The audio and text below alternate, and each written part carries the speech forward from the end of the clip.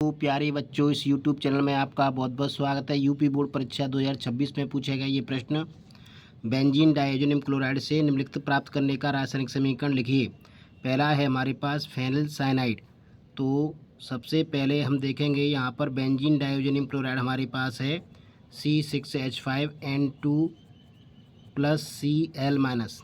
इसकी क्रिया कराएंगे हम कॉपर साइनाइड से क्रिया कराएंगे और इसको गर्म करेंगे इसके साथ, तो हमें मिलेगा C6H5Cn plus N2 plus CuCl। तो ये मिल जाएगा हमें फेनिल साइनाइड। क्या मिलेगा बच्चों?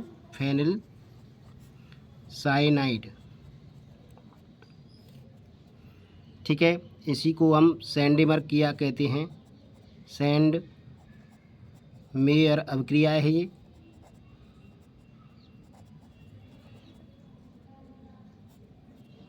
दूसरा हमारा है, हमें बेंजीन डाइऑनियम क्लोराइड से ही प्राप्त करना है ब्रोमोबेंजीन। तो इसमें क्या करेंगे हम, benzene diazonium chloride C6H5N2 plus Cl- की क्रिया कराएंगे हम यहाँ पर HBr से क्रिया कराएंगे और ये हमारे पास बनेगा C6H5Br plus N2 plus HCl। तो इस तरह से ये भी सैंडमेयर अभिक्रिया है हमारी। और यहाँ पर हमारा बनेगा